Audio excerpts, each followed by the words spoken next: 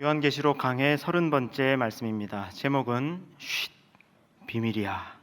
본문은 요한계시록 17장입니다. 오늘도 요한계시록 강해를 할 텐데요. 여러분 성경책을 펼치시고 또 필기구가 있으신 분들은 준비해 주시기를 바랍니다. 요한계시록의 7 대접이 다 쏟아부어지면서 요한계시록의 심판이 끝난다 그랬습니다. 그래서 마지막 7번째 대접이 부어지고 나서 되었다라는 음성이 들렸습니다. 그런데 6번, 7번 대접까지 쏟아부어졌는데 그 결과가 좀 허무하게 싱겁게 느껴지는 감이 있습니다.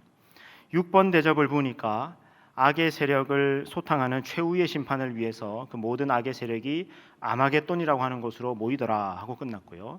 7번 대접을 부으니까 큰 성 바벨론이 무너지더라 하면서 심판이 끝났습니다. 여러분 16장 19절 말씀을 화면을 통해서 우리 다시 한번 보시겠습니다. 시작. 큰 성이 세 갈래로 갈라지고 만국의 성들도 무너지니 큰 성 바벨론이 하나님 앞에 기억하신 바 되어 그의 맹렬한 진노의 포도주 잔을 받으매. 아멘. 큰 성 바벨론이 무너졌다. 이게 요한계시록 심판의 끝입니다. 좀 싱겁지 않습니까? 큰 성 바벨론이 무너졌다. 그 큰 성 바벨론이 무너짐으로써 요한계시록의 심판이 끝나는 것은 맞습니다. 근데 이거는요 지금 간략하게 요약하고 있는 겁니다. 왜냐하면 이 7 대접이 연속해서 쏟아부어질 때는요 1번 대접, 2번 대접, 3번 대접 이렇게 좀 그 속도감과 전진감 있게 이게 진행이 돼야 되고 또 진행되는 중에 간단하게 정리가 돼야 되기 때문에 6번, 7번 대접도 이렇게 간략하게 정리가 되어 있었던 겁니다. 그런데 이 7 대접이 다 쏟아부어지고 나서 그러면 그 큰 성 바벨론 무너졌다라고 하는 그 큰 성 바벨론은 도대체 뭐냐? 그 큰 성 바벨론이 어떻게 무너지느냐? 이것을 자세하게 보여주는 것이 17, 18, 19장입니다. 7번 대접이 부어지면서 큰 성 바벨론이 무너지고 이게 요한계시록의 심판의 끝이라 그랬는데 17장에서는 그 큰 성 바벨론이 도대체 뭐냐라는 것을 보여주고요. 18장에서는 그 큰 성 바벨론이 어떻게 무너지는가를 자세히 보여줍니다. 그리고 19장에서는 예수님이 다시 오시는데 예수님이 다시 오시면서 모든 악의 세력을 소탕하시는 그런 최후의 전쟁을 수행하십니다. 여러분 아까 16장에 그 6번 대접을 부었을 때는 모든 악의 세력이 아마겟돈에 모이더라 하고 그냥 끝났죠. 근데 19장에 가서 예수님이 다시 오시면서 그 악의 세력이 예수님과 최후의 전쟁을 통해서 이제 다 소탕되게 된다는 것을 보여줍니다.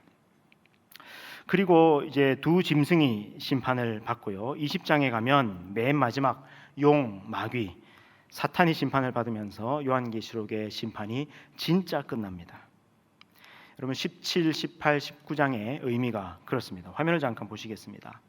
그래서 오늘 우리가 17장을 하게 될 텐데요. 여러분 오른쪽 아래 보시면 17, 18장에 바벨론의 정체와 멸망을 보여준다.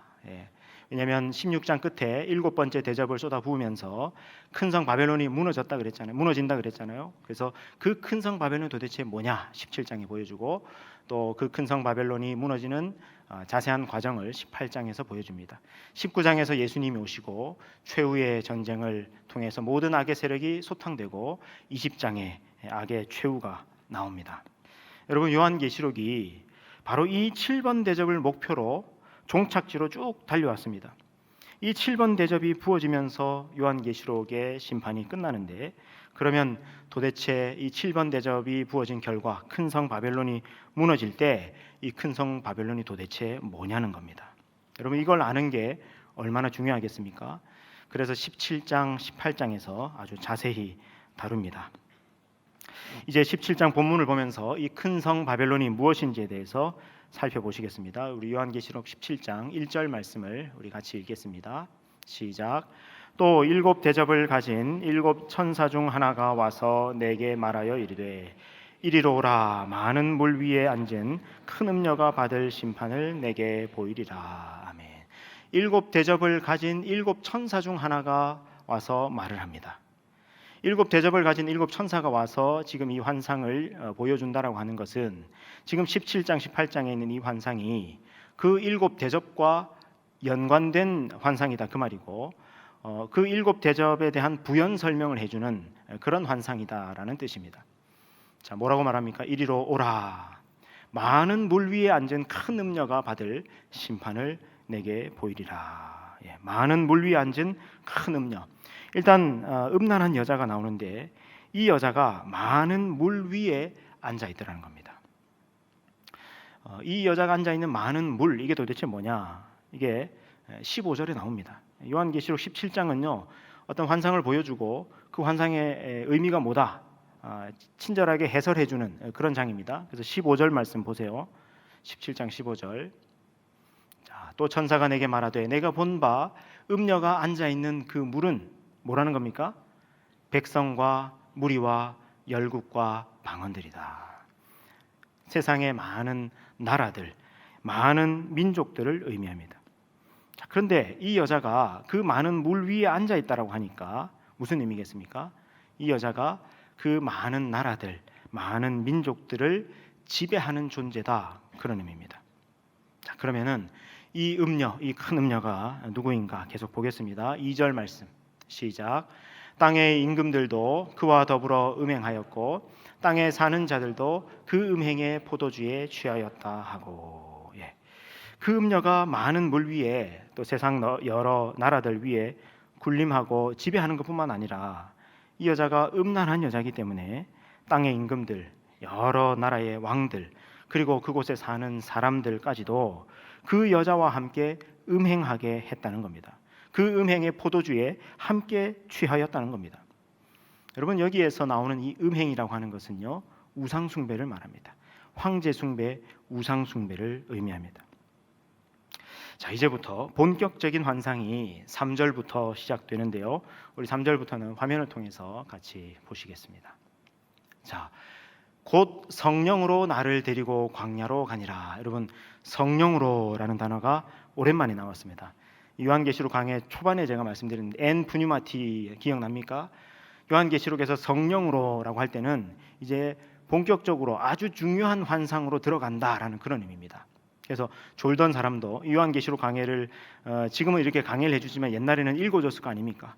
그러니까 그냥 쭉 읽어주기만 할 때 그걸 들으면 사람들이 조는 사람도 있을 거 아닙니까? 그러다가 엔 푸뉴마티 성령으로 하면은 중요한 환상으로 들어간다 하고 다시 잠을 깨서 정신을 차리는 그런 효과도 있습니다. 자, 곧 성령으로 나를 데리고 어디로 갔답니까? 광야로 가니라. 왜 광야로 갔는가? 여러분, 광야는요 전통적으로 하나님의 말씀이 임하는 장소예요. 계시가 임하는 장소입니다. 그런 의미도 있고, 그 다음에 이 광야는 뭘 보여주냐면은, 여러분 이제 이 요한이 보게 될 환상이 뭐냐면은 큰 성 바벨론이 무너지게 되는 것을 보는 거거든요. 큰 성 바벨론이 무너지게 되면은 이제 그 성이 어떻게 되는 겁니까? 황폐하게 되는 거겠죠. 예, 그렇게 황폐한 곳을 지금 배경으로 이 환상이 지금 보여진다, 그런 의미입니다. 자, 이제 그 밑에 여자가 붉은 빛 짐승을 탔는데 여기부터 이제 4절까지 쭉 읽으시는데, 요한이 지금 눈으로 봤습니다. 어떤 음녀와 짐승을 지금 보는데 어떤 모습인지 머릿속으로 그려가면서 우리 같이 한번 읽어보면 좋겠습니다. 같이 읽습니다. 시작. 여자가 붉은 빛 짐승을 탔는데 그 짐승의 몸에 하나님을 모독하는 이름들이 가득하고 7머리와 10뿔이 있으며, 그 여자는 자줏빛과 붉은빛 옷을 입고 금과 보석과 진주로 꾸미고 손에 금잔을 가졌는데 가증한 물건과 그의 음행에 더러운 것들이 가득하더라. 아멘. 자, 여러분 머릿속으로 그려봤습니까? 그려본 사람도 있지만은 저 글자를 읽느라고 별로 못 그려본 사람도 있죠. 다시 제가 한번 읽어볼게요. 한 여자가 있는데 붉은빛 짐승을 탔답니다. 어떤 짐승인데 빨간색 그런 짐승이에요. 근데 그 짐승의 몸에 하나님을 모독하는 이름들, 황제는 신이다라든지 황제가 구세주다라든지 이런 하나님을 모독하는 이름들이 그 몸에 쓰여져 있고, 근데 그 짐승의 머리가 7개랍니다. 머리가 7개 달린 짐승. 근데 거기에 뿔은 또 10개가 있다라는 거예요.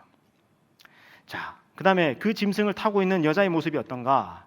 자줏빛과 붉은빛 옷을 입고 있다라는 겁니다. 여러분, 고대 이 성경 시대의 이 자줏빛, 붉은빛 옷은 누가 입는 옷이냐면은 왕족, 귀족들이 입는 옷입니다. 매우 부유한 사람들이 입는 옷입니다. 자기가 아주 부자고 권세 있는 것을 자랑하듯이 자줏빛, 붉은빛 옷을 입고 있습니다. 그리고 금과 보석과 진주로 온 몸을 치장했습니다. 화려하게. 그리고 손에는 금잔을 들고 있는데 그 금잔에 가증한 물건과 그 음행에 더러운 것들이 거기에 가득하다는 겁니다. 자, 한번 좀 상상해 보셨습니까? 혹시 여러분이 상상한 모습이 이런 모습일까요? 예. 자, 요한이 이 광경을 봤을 때 되게 궁금했겠죠. 도대체 저 여자가 누군가? 저 짐승은 도대체 뭔가? 궁금하겠죠. 그래서 이제 알려줍니다. 천사가 알려줍니다. 보세요. 5절. 그의 이마에 이름이 있다. 여러분, 이마에 이름이 있다는 것은 그 여자가 누구냐라는 것을 지금 보여주는 거잖아요. 그죠? 이름이 있다. 근데 쉿, 비밀이야. 이렇게 얘기하는 거예요. 지금 천사가 요한에게 실제로 이렇게 하는 겁니다. 그래서 오늘 말씀의 제목이 이거예요. 천사가 지금 비밀이야 하고 알려주는 거예요. 살짝. 뭐냐? 그 이름이 뭐라는 겁니까? 큰 바벨론이다. 땅의 음녀들과 가증한 것들의 어미다라고 이름이 쓰여 있다는 겁니다. 그러니까 이 여자는 큰 바벨론이다. 예. 여러분, 요한계시록에서 이 바벨론은 누구를 가리키냐면은 로마 제국을 가리킵니다.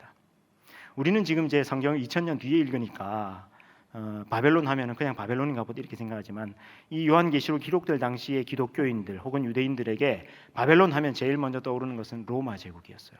그래서 여러분 18절에도 보세요. 내가 본 그 여자는 땅의 왕들을 다스리는 큰 성이다. 여러분, 땅에 왕들이 있는데 그 왕들을 다스리는 큰 성. 이때 성이라고 하는 것이 헬라어로 폴리스인데 이 폴리스는 도시를 의미하지 않습니까? 근데 도시인데 어떤 도시냐? 땅의 여러 왕들을 다스리는 큰 도시. 그러니까 이 도시가 뭘 의미하겠습니까? 제국을 의미하는 거예요. 제국. 여러분, 왜 바벨론이 로마 제국으로 쓰였냐면요. 여러분, 이 바벨론은 BC 587년도에 이스라엘에 쳐들어와 가지고 뭘 했느냐면은 예루살렘 성전을 파괴해요. 근데 AD 70년에 로마도 또 예루살렘 성전을 파괴해요.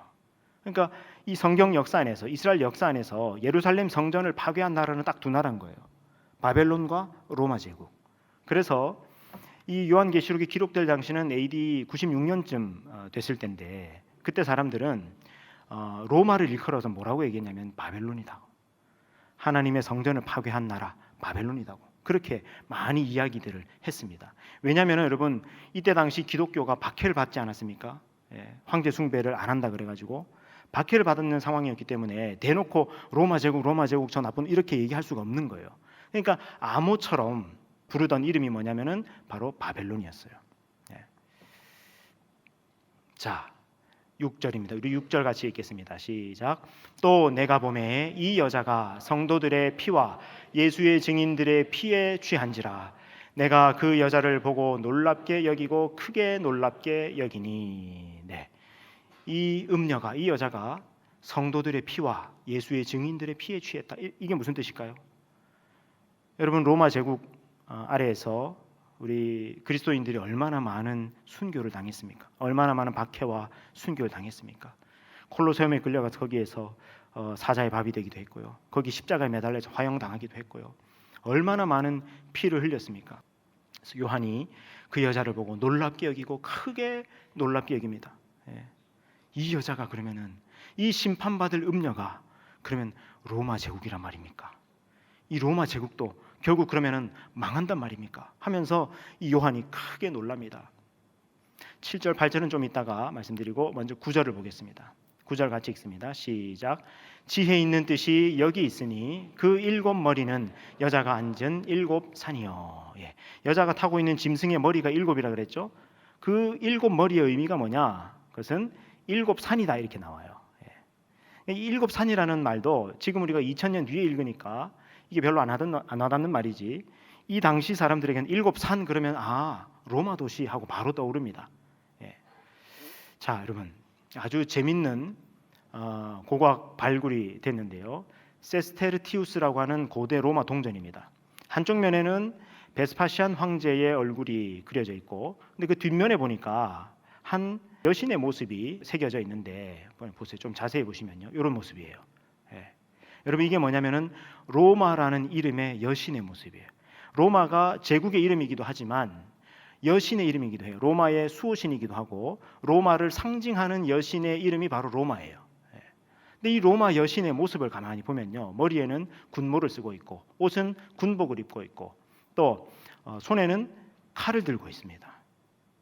여러분, 뭘 나타냅니까? 이 로마라고 하는 여신이 군사적인 힘을 강조하는 그런 이미지죠. 아까 여러분 17장 6절에 예수의 증인들의 피에 취했다. 저 칼로 얼마나 많은 그리스도인들을 죽였겠습니까? 그리스도인들뿐만 아니라 온 세계 여러 나라 민족들을 얼마나 많이 짓밟고 죽였겠습니까? 그걸 상징하는 군모, 군복, 칼입니다. 그리고 이 여자가 발을 어디에 대고 있냐면은 티베르라고 하는 강의 시내다가 발을 대고 있습니다. 여러분, 로마 시내를 흐르고 있는 그 강의 이름이 뭡니까? 그게 바로 티베르 강이에요. 그 다음에 이 여자가 앉아 있는 저 언덕, 저 산이 모두 몇 개일까요? 예, 저게 7개입니다. 7산 위에 이 로마라고 하는 여신이 앉아 있습니다. 그리고 그 7산 밑에 로물루스 레무스가 암늑대의 젖을 먹고 있는데, 이거는 로마 건국 설화예요. 그리고 그 무엇보다도 대놓고 이 모습은 바로 로마다라고 이름하고 있어요. 여러분, 이게 AD 71년도에 소아시아에서 쓰이던 그런 동전이거든요. 여러분, 소아시아가 어디입니까? 에베소가 있고 그 옆에 골로새가 있고 뭐 버가모가 있고 그쪽 지역 아닙니까? 이 요한계시록의 편지를 받았던 그 7교회가 있던 곳이 바로 이 소아시아 아닙니까? 거기에서 쓰였던 동전이에요. AD 71년에. 근데 요한계시록이 기록된 것은 언제 기록됐다고요? 96년에. 그러니까 사도 요한이 저 동전을 봤을까요, 안 봤을까요? 당연히 봤겠죠. 그러니까 요한도 그렇고 아마 이 천사가 이걸 보여줄 때도 저 동전을 보고 이 요한계시록 17장을 얘기해 주나 싶을 정도로 너무너무 닮아 있습니다. 7산에 앉아 있는 여신 로마. 오늘은 좀 로마로 가보겠습니다. 로마 얘기가 많이 나오니까 여러분, 여기 아래쪽에 있는 요 큰 건물, 아주 멋있게 생긴 건물, 요걸 좀 보실 텐데요. 여러분, 요게 그 이태리의 통일기념관입니다. 조국의 재단이라고 또 이름하기도 하는데, 밑에 내려가서 보시면요, 이렇게 생겼습니다. 아주 으리으리합니다. 근데 여러분, 저 가운데 지금 제 머리 위에 있는 저 여신, 요 여신상을 한번 보실 텐데, 확대하면 이렇게 생겼습니다. 여러분, 이 여신상이 누구였습니까? 로마 여신이에요. 머리에 군모를 썼죠. 군복을 입었죠. 손에 창을 들고 있죠. 로마 여신입니다. 그러니까 이 지금도 통일기념관 제일 정중앙에 로마 여신이 새겨져 있을 만큼 이 로마 여신은 로마를 상징하는 그런 신입니다. 자, 이 통일기념관 꼭대기에 가면요, 전망대가 있는데 그 전망대 위에 올라가면 그 뒤편에 뭐가 보이냐면은, 여러분, 저 왼쪽 위에 콜로세움이 보입니까? 예. 그리고 또 오른쪽에 보면은 거기 옛 로마의 유적, 포로 로마노하고 팔라티노 언덕이 저기 있습니다. 저도 이제 올라가서 전망대에서 찍은 사진인데요. 이런 모습으로 보입니다. 저 왼쪽 위에 있는 콜로세움을 한번 보세요. 여러분, 저 콜로세움이 어떤 곳이냐? 여러분, 이 콜로세움은요, 피의 공연장입니다. 살육의 공연장이에요. 저 콜로세움에서 무슨 그 이벤트, 무슨 행사들이 있었는지 혹시 들어보셨습니까? 저기에서요, 하루 온종일 황제가 거기 참석하면서 로마 시민들을 불러다가 무슨 이벤트를 하냐면요, 오전에 제일 처음에 행사할 때는 동물들 잡아 죽입니다. 수많은 동물들 저기 풀어놓고, 뭐 사자도 풀어놓고, 뭐 호랑이도 풀어놓고, 저기 검투사들 넣어가지고요, 검투사들이 그 동물들을 무자비하게 죽입니다. 그리고 두 번째 이벤트로 뭘 하느냐? 죄수들을 죽이는데, 죄수들 십자가에 매달아서 죽이고요, 그리스도인들을 저기에 또 사자밥이 되게 하고요, 또 화형 시켜서 불에 태워서 죽이고, 본 경기 때 뭘 하느냐? 검투사들이 나와가지고 서로를 죽이는데, 이 한 번 경기 때 검투사 2,000명에서 3,000명이 죽었다 그래요. 그래서 여러분, 저 콜로세움 저 조그만한, 물론 가서 보면 조금 커 보이긴 합니다만, 저 조그만한 곳에서 몇 명이 죽었는지 아십니까? 50만 명이 죽습니다. 50만 명. 한 400년 기간 동안에 50만 명이 저 안에서 죽습니다. 그렇게 많은 피를 흘린 곳이 저 콜로세움이에요. 그러니까 피의 사륙장, 공연장이 바로 콜로세움입니다. 여러분, 저 콜로세움은요, 공연장이라고 할 수도 있지만은 로마의 신전이라고도 할 수 있어요. 어떤 신전입니까? 폭력과 힘을 숭상하는 로마의 종교, 그 종교의 신전이라고도 볼 수 있어요. 피에 취했다라는 그런 표현이 어울리죠. 그리고 그 저 콜로세움을 보면요, 그 여자가 타고 있던 야수, 그 짐승의 모습이 또 연결이 됩니다. 그 짐승이 얼마나 폭력적이고 얼마나 잔혹한 그런 짐승의 모습이었습니까? 여러분, 이제 일곱 산을 좀 보실 텐데, 여러분 혹시 요 그 통일기념관 뒤편에 일곱 산이 보입니까? 잘 안 보이죠? 여러분, 여기가 바로 팔라티노 언덕이라는 일곱 산 중에 하나예요. 근데 왜 언덕이라고 되어 있냐면은 산이라고 하기도 하고 언덕이라고도 해요. 왜냐면은 산이라고 하기에는 좀 민망해요. 너무 낮아서. 그래서 보통 일곱 언덕이라고 그렇게 이름하는데, 저기에 팔라티노 언덕이 있고, 그 다음에 이쪽에 지금 통일기념관 있는 쪽에 카피톨리노 언덕이 있습니다. 자, 여러분, 로마의 일곱 산이라고 하는 것이 바로 이건데, 여러분 왼쪽에 티베르 강이 이렇게 흘러가잖아요. 그 강 옆으로 로마 도시가 형성되어 있는데, 저기에 7개의 언덕이 있습니다. 이걸 위성 사진으로 보시면요, 여러분 콜로세움이 어디냐면 여기가 콜로세움이에요. 자, 콜로세움 주변으로 7언덕, 7산이 좀 보입니까? 저는 보이는데, 그걸 보여드리면 이렇게 되어 있습니다. 그래서 여기 아벤티노 언덕, 첼리오 언덕, 팔라티노 언덕, 또 카피톨리노 언덕, 이렇게 해서 총 7개의 언덕이 저 티베르 강 옆으로 저렇게 형성되어 있고, 저 7언덕 위에 로마 도시가 형성되었던 겁니다. 자, 그래서 보세요. 7산 위에 앉아 있는 로마 여신, 이걸 보여주면 딱 뭡니까? 이거는 그냥 로마 도시죠. 로마 제국이죠. 이게 바로 그 큰 음녀의 모습이었다는 겁니다. 그러니까 여러분, 지혜 있는 뜻이 여기 있으니, 여러분 이것도요, 지혜 있는 뜻이 여기 있으니, 이것도 아까 쉿, 비밀이야 라고 하고 똑같은 효과예요. 잘 들어봐, 잘 생각해봐, 그런 뜻이에요. 그 7머리는 뭐라는 겁니까? 여자가 앉은 7산이다. 7산에 앉아 있는 로마 여신, 즉 로마 제국을 의미하는 것이다, 그 말이에요. 대놓고 저기 로마라고 써놨잖아요, 또 동전에는. 자, 그리고 또 7산일 뿐만 아니라 그 7머리는 7왕이다라고 말씀합니다. 7왕이다. 7왕 중에서 5은 망했고, 하나는 지금 있고, 하나는 아직 이르지 아니했다. 여러분, 이 7왕은요, 로마를 다스렸던 모든 황제들을 의미합니다. 딱 7명의 왕만을 의미하는 것이 아니라, 이 7왕은 로마 황제 전체를 의미하는 거예요. 여러분, 그 요한계시록 앞에 7교회도 딱 그 7교회만을 의미하는 것이 아니라 모든 교회를 상징하고 대표한다 그랬잖아요. 그런 것처럼 이 7왕도 모든 로마 제국의 황제들을 지금 의미하는데, 그 가운데서 보세요. 5명은 망했다.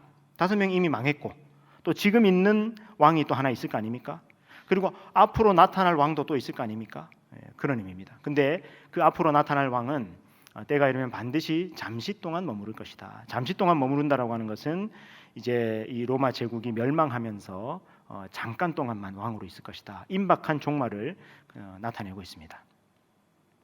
자, 이제 이 짐승을 좀 주목해서 보겠습니다. 7절, 8절 말씀인데요. 우리 먼저 7절 말씀을 같이 읽겠습니다. 시작. 천사가 이르되 왜 놀랍게 여기느냐? 내가 여자와 그가 탄 7머리와 10뿔 가진 짐승의 비밀을 내게 이르리라. 네, 이제 이 7머리와 10뿔을 가진 짐승에 대해서 지금 이제 말씀하는 겁니다. 자, 8절 보세요. 내가 본 이 짐승은 전에 있었다가 지금은 없으나 장차 무저갱으로부터 올라와 멸망으로 들어갈 자다. 8절 끝에 보니까 또 같은 말씀으로 반복하죠. 이전에 있었다가 지금은 없으나 장차 나올 짐승, 같은 표현이 계속 반복되고 있습니다. 자, 여러분, 이거 지금 뭐냐면요, 이거는 로마 제국의 황제, 그리고 이 제국주의의 어떤 속성, 혹은 이 제국주의를 추동하고 지탱하는 어떤 영적 세력, 이걸 의미하는 것이 이 짐승인데, 여러분, 이걸 왜 지금 전에 있었다가 지금 없으나 장차 나타날 짐승이라고 얘기하느냐? 여러분, 이거는요, 지금 예수님을 패러디하고 있는 거예요. 여러분 요한계시록에서 예수님 등장할 때 자주 쓰이는 표현이 뭡니까? 전에도 계셨고 지금도 계시고 장차 오실 이 그거잖아요. 근데 그거를 지금 패러디하고 있는 거예요. 전에 있었다가 근데 지금은 없대요. 근데 장차 무저갱으로 올라와서 또 멸망으로 들어갈 존재다 함으로써 예수님 비슷한 존재라고 그렇게 지금 얘기하는 겁니다. 그리고 또 이거는 무슨 의미가 있냐면 여러분 잘 들으세요. 예전에 13장 할 때 제가 잠깐 말씀을 드렸는데 기억하실지 모르겠습니다. 여러분 네로라고 하는 황제가 그 666이 상징하는 사람이 네로 황제였지 않습니까? 그죠?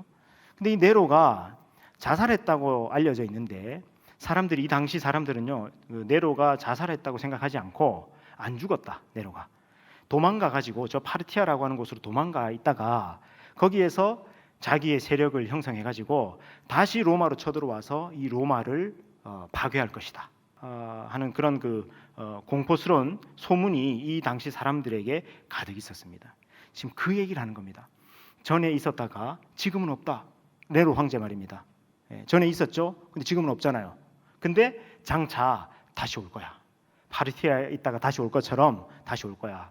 사람들이 이 말을 딱 들었을 때 떠오르는 사람이 누구겠습니까? 네로입니다. 네로. 666으로 상징되는 네로. 그 네로와 같은 황제. 여러분 네로가 어떤 사람이에요? 기독교인들에게는 최고로 악한 로마 황제였어요. 최초로 기독교인을 박해한 황제였고요. 그 다음에 64년도에는 로마 대화재가 있을 때 이것을 기독교인이 한 것이라고 뒤집어 씌워가지고 많은 그리스도인들을 죽였던 사람이고 또 바울과 베드로가 이 네로 황제에 의해서 순교당하지 않습니까? 아주 폭력적이고 아주 잔인하고 광기 어린 황제가 바로 네로 황제였어요. 짐승이 그런 존재라는 겁니다. 바로 네로 황제와 같은 그런 제국의 폭력성, 잔인성, 광기 이런 거를 상징하는 그게 바로 저 붉은 짐승입니다. 11절 말씀 같이 읽습니다. 시작. 전에 있었다가 지금 없어진 짐승은 8째 왕이니 7 중에 속한 자라 그가 멸망으로 들어가리라. 또 나오죠. 전에 있었다가 지금 없어진 짐승 그리고 다시 나타날 그 또 네로를 지금 떠올리는 그런 표현입니다. 그래서 여러분 여기에서 이 붉은 짐승 큰 음녀가 타고 있는 붉은 짐승은요 로마 제국의 잔인성, 폭력성, 광기를 상징하는 모습이고 그 다음에 제국주의를 추동하고 지탱하는 어떤 영적인 세력, 영적인 힘 그걸 상징하는 게 저 짐승입니다. 근데 지금 저 짐승이 누가 타고 있다고요? 지금은 음녀가 로마 제국이 지금 타고 있을 뿐이다. 근데 여러분 저 짐승 위에 로마만 타고 있을 리가 없겠죠? 저 로마가 떨어지고 나면 다른 제국이 또 탈 거 아닙니까? 그죠?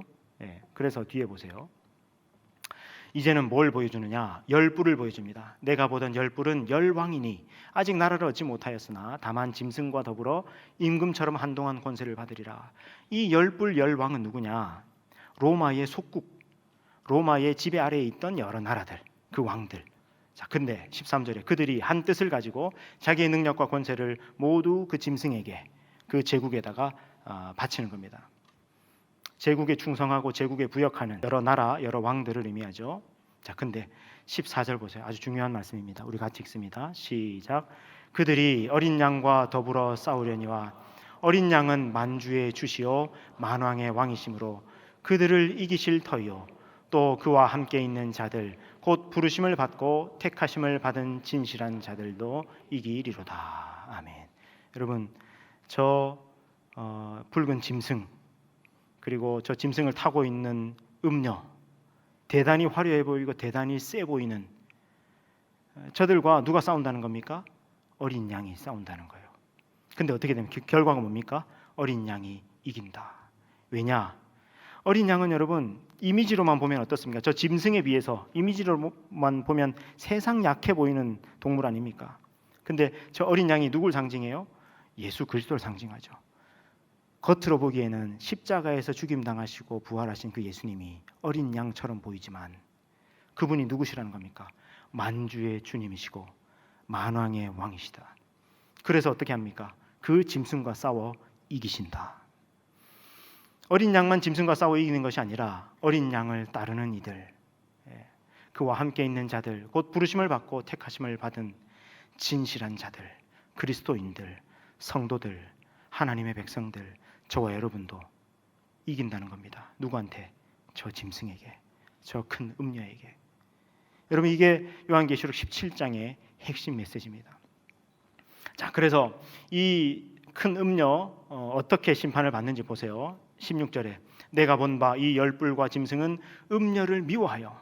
여러분, 막 태우고 다니다가도 어느 순간에 이 음녀를 미워하면서 이 음녀를 공격하는, 여러분 제국의 속성이 그렇습니다. 제국주의의 힘의 정점에 있을 때는요, 다 뭐 그냥 최고라고 떠받들지만은 조금만 있으면 어떻게 됩니까? 그 열 왕들 막 일어나 가지고 바로 그 정점에 있는 제국을 파괴해버리지 않습니까? 그런 것처럼 이 열불과 짐승이 음녀를 미워하면서, 로마 제국을 미워하면서 망하게 하고 벌거벗게 하고 그의 살을 먹고 불로 아주 사르리라, 이러면서 이 큰 음녀가 심판을 받습니다. 우리 17절 말씀 같이 읽습니다. 시작. 하나님이 자기 뜻대로 할 마음을 그들에게 주사 한 뜻을 이루게 하시고 그들의 나라를 그 짐승에게 주게 하시되 하나님의 말씀이 응하기까지 하심이라. 이거 좀 번역이 조금 어렵게 돼서 무슨 뜻인지 잘 모르겠죠. 새 번역으로 보면은 좀 더 이해가 쉽습니다. 이렇게 돼 있어요. 그것은 하나님께서 당신의 말씀을 이루실 때까지 당신의 뜻을 행하려는 마음을 그들에게 주셔서 그들이 한 마음이 되어 그들의 나라를 그 짐승에게 주게 하셨기 때문이다. 무슨 뜻입니까? 이 큰 음녀가 심판받게 될 것인데 그 모든 것이 무엇에 의해서 이루어진다는 겁니까? 하나님의 말씀에 의해서, 하나님의 뜻에 의해서 이 일이 이루어지게 될 것이다. 여러분, 이 말씀대로 로마 제국은 망했습니다. 지금은 돌무더기만 남아서 그때의 화려함과 강함을 드러낼 뿐입니다. 그 음녀처럼 화려하고 사치스러웠던 로마, 그 짐승처럼 강하고 폭력적이고 야수적이었던 로마도 결국 망했습니다. 하나님의 말씀대로 되었습니다. 로마 제국 이후에 많은 제국들이 일어났지만 그들도 망했습니다. 최근까지도 영국, 프랑스, 독일, 일본, 미국, 러시아, 중국, 이들이 아무리 제국주의를 하고 아무리 강해 보여도 그 제국주의는 결국 망하고 말 것입니다. 이 세상 나라의 역사를 일곱 머리의 왕들, 열불 왕들, 권력자들이 좌지우지하는 것 같아 보여도 그렇지 않습니다. 하나님이 이 세상을 다스리십니다. 하나님이 말씀하신 대로 됩니다. 하나님의 뜻이 이루어집니다. 오직 하나님의 나라만 영원합니다. 생명과 평화, 사랑의 하나님 나라가 결국 이깁니다. 어린 양이 짐승을 이깁니다. 어린 양을 따르는 자들이 결국 짐승을 이깁니다. 여러분, 자줏빛 옷을 입고 또 금은 보석, 진주로 꾸며서 아주 화려해 보이고 매혹적으로 보여도 그 음녀에게 넘어가지 마십시오. 머리가 7개나 있고 뿔이 10개나 있어서 아주 위협적이고 강해 보이고 세 보여도 그 짐승에게 굴복하지 마십시오. 곧 만주의 주, 만왕의 왕이신 예수님께서 다시 오실 것입니다. 우리가 그렇게 노래하고 고백하고 기도하고 사모하고 그리워하는 우리 예수님이 만왕의 왕, 만주의 주로 다시 오실 것입니다. 그날이 이를 때까지 어떠한 유혹에도 어떠한 위협에도 굴복하지 않고 끝까지 어린 양을 따라가시는 저와 여러분 되시기를 주님의 이름으로 축원합니다. 기도하겠습니다.